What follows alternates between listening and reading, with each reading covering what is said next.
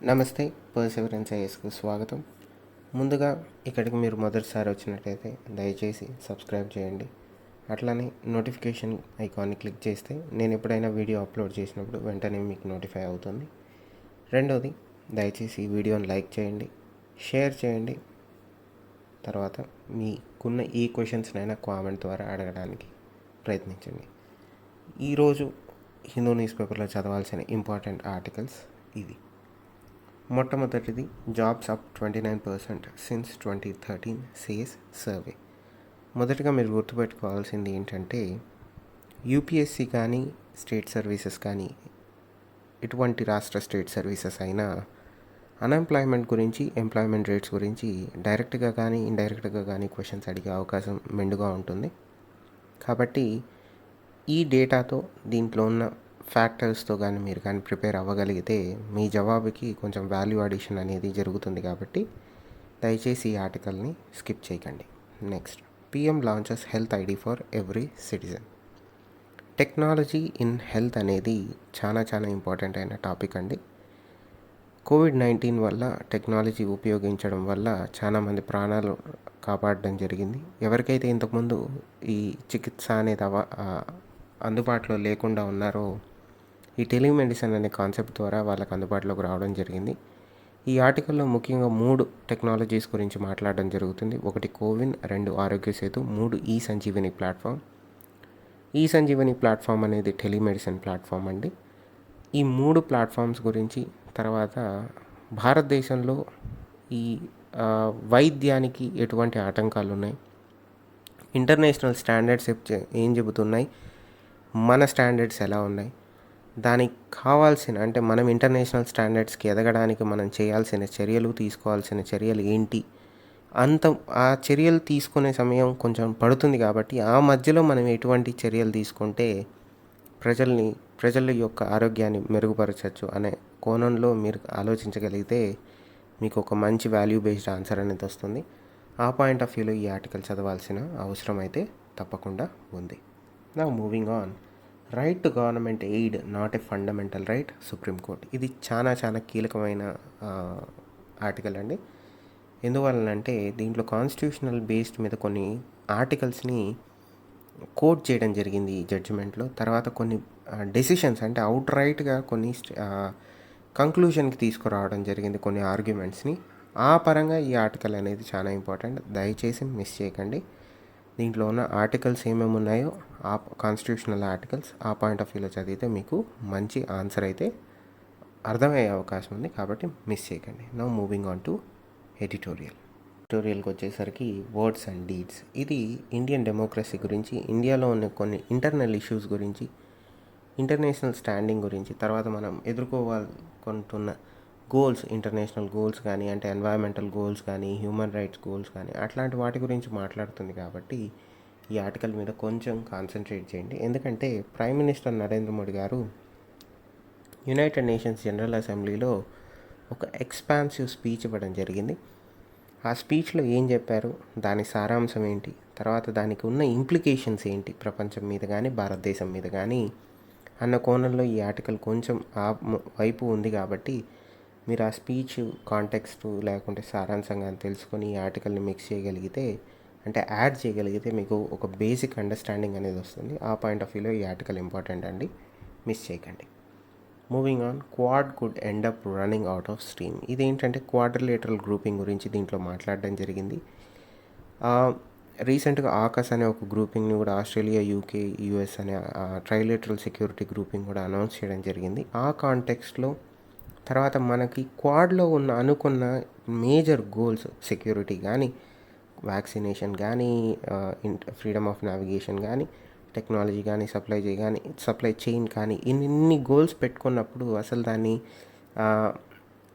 నెరవేర్చగలమా లేదా, అంతలోపలే ఇది ముగింపు వస్తుందా అన్న పాయింట్ ఆఫ్ వ్యూలో ఈ ఆర్టికల్ ఉంది. ఇది ఒక డిఫరెంట్ పర్స్పెక్టివ్, అంటే కోణం ఇది. కాబట్టి మీరు చదివితే ఒక బ్యాలెన్స్డ్ ఆన్సర్ రాయడానికి ఉంటుంది. అంటే క్వాడ్లో ఇన్ని గోల్స్ పెట్టుకోవడం వల్ల ఉన్న నెగిటివ్స్ ఏంటో కూడా మనకు అర్థమైతే ఆబ్జెక్టిఫైడ్ ఆన్సర్ రాయడానికి మనకు అవకాశం ఉంటుంది. కాబట్టి ఈ ఆర్టికల్ని చదవాల్సి ఉంటుందండి. Next, moving on to high water. So ఈ ఫాలోఅవుట్ ఆఫ్ సైక్లానిక్ స్టార్మ్స్ అంటే ఈ వెదర్ ఈవెంట్స్ ఏవైతే ఈ తుఫాన్ల వల్ల జరిగే నష్టాన్ని మనం ఎట్లా తగ్గించవచ్చు, తర్వాత ఎట్లా వాటిని ప్రెడిక్ట్ చేయొచ్చు, దానికి గల స్టెప్స్ ఏం తీసుకోవాలి, ఆ పాయింట్ ఆఫ్ వ్యూలో మీరు ఈ ఆర్టికల్ని చదివితే మీకు ఉపయోగకరంగా ఉంటుంది. ఇది ముఖ్యంగా మీకు మెయిన్స్, ప్రిలిమ్స్ పరంగా అండ్ సైన్స్ అండ్ టెక్నాలజీ పరంగా వెళ్తే ప్రిలిమ్స్కి ఉపయోగపడుతుంది. ఎకానమీ, ఎన్వైరన్మెంట్, తర్వాత హ్యూమన్ లైఫ్ మీద కానీ మీరు వెళ్ళగలిగితే మీకు మెయిన్స్కి ఉపయోగపడుతుంది. ఆ పాయింట్ ఆఫ్ వ్యూలో ఈ ఆర్టికల్ని చదవండి. Now moving on to op ed. So measuring regional diversity, ముఖ్యంగా మీరు ఇక్కడ నుంచి prelims perspective national institute ranking framework అంటే ఏంటో తెలుసుకోండి, సరిపోతుంది. Now moving on revitalizing PM KUSUM. ఇది చాలా ఇంపార్టెంట్ ఆర్టికల్ అండి. ఎన్వైరన్మెంట్ పరంగా కానీ లేకుంటే అగ్రికల్చరల్ సెక్టార్ డెవలప్మెంట్ పరంగా కానీ దయచేసి ఈ పిఎం కుసుమ్ గురించి తెలుసుకోండి. ఎప్పుడు అనౌన్స్ చేశారు, దీంట్లో 3 కాంపోనెంట్స్, కాంపోనెంట్ ఏ, కాంపోనెంట్ బి, కాంపోనెంట్ 3 అని 3 కాంపోనెంట్స్ ఉన్నాయి ఈ పిఎం కుసుమ్కి. ఆ 3 కాంపోనెంట్స్ అంటే తెలుసుకోండి. రీసెంట్గా క్యాబినెట్ 2021లో 2022 టు 2021కి దీని స్కోప్ని పెంచడం జరిగింది. దాంట్లో ఏమేమి యాడ్ చేశారు, దాని పారామీటర్స్ ఏంటి, దీనివల్ల లాభాలేంటి, దీనిలో ఉన్న అంటే దీనికి ఉన్న అడ్డంకులు ఏంటి, ఈ ఆర్టికల్లో ఏంటంటే ఈ ఇంప్లిమెంటేషన్లో వీటికి కొన్ని ప్రాబ్లమ్స్ ఉన్నాయి ఈ పిఎం కుసుమ్కి.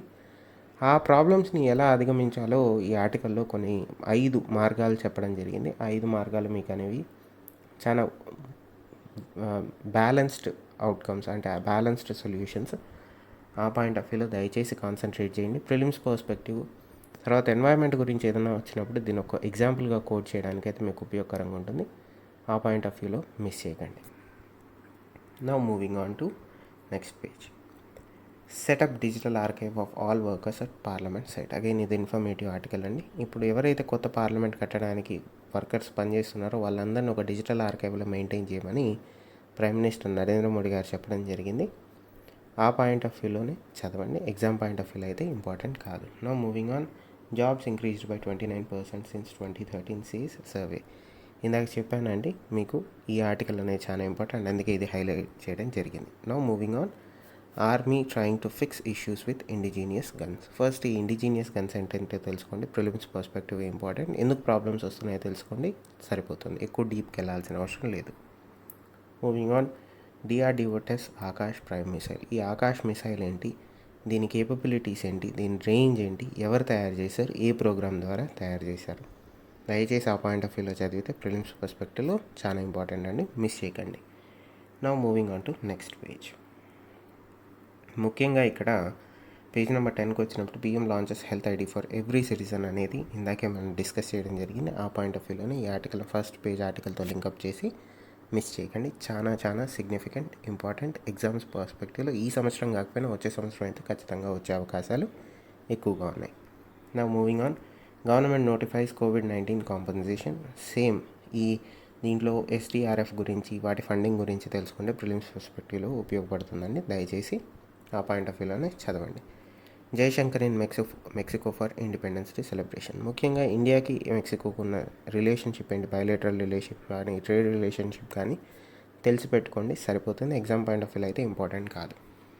నా only 2 states sought extra grains. ఎందుకు ఎక్స్ట్రా గ్రెయిన్స్ అడగడం జరిగింది, వాళ్ళిద్దరు మాత్రమే ఎందుకు అడిగారు అంటే ఆ 2 రాష్ట్రాలు మాత్రమే ఎందుకు అడిగారు, ఆ పర్స్పెక్టివ్లో చదివితే సరిపోతుంది. ఎగ్జామ్ పరంగా పెద్దగా ఇంపార్టెంట్ అయితే కాదు.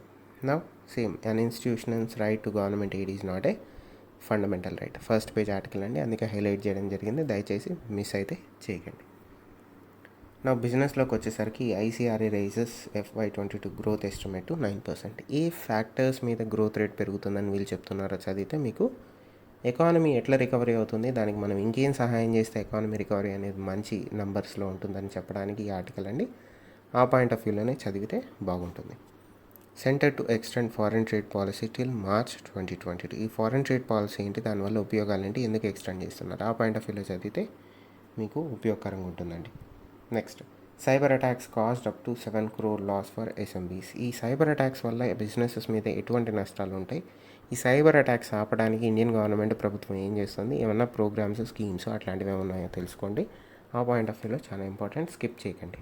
నౌ పేజ్ నెంబర్ 12కి వచ్చేసరికి UK worship makes rare transit via Taiwan straight. రెండు విషయాలండి. ఒకటి, చైనా టైవాన్ రిలేషన్షిప్ ఎలా ఉంది, హిస్టారికల్ రిలేషన్షిప్ ఏంటి తెలుసుకోండి. తర్వాత మ్యాప్ పాయింటింగ్ పరంగా టైవాన్ స్ట్రైట్ అనేది ఎక్కడ ఉందో తెలుసుకుంటే మీకు చాలా important. Moving on, Canada should draw lessons from Huawei cases China. ఇది చైనా కెనడాకి ఇస్తున్న వార్నింగ్ అండి. ఆ పాయింట్ ఆఫ్ వ్యూ చదవండి. జస్ట్ మీకు అండర్స్టాండ్ అవ్వడానికి సెలెక్ట్ చేయడం జరిగింది, అంటే చైనా ఎలా బిహేవ్ చేస్తుంది అన్న దానికి. Next, more than 60 killed in fierce fighting for Yemen's Marib. Map pointing question అండి. ఎమెన్లో మారిబ్ అనేది ఎక్కడ ఉందో తెలిసి పెట్టుకోండి, సరిపోతుంది.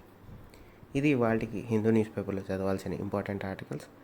దయచేసి మీరు ఇక్కడికి మొదటిసారి వచ్చినట్టయితే సబ్స్క్రైబ్ చేసి వెంటనే బెల్ ఐకాన్ని క్లిక్ చేస్తే వీడియో అప్లోడ్ అయిన వెంటనే మీకు నోటిఫికేషన్ రావడం జరుగుతుంది.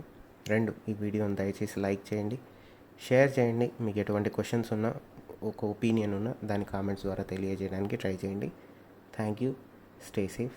నమస్తే.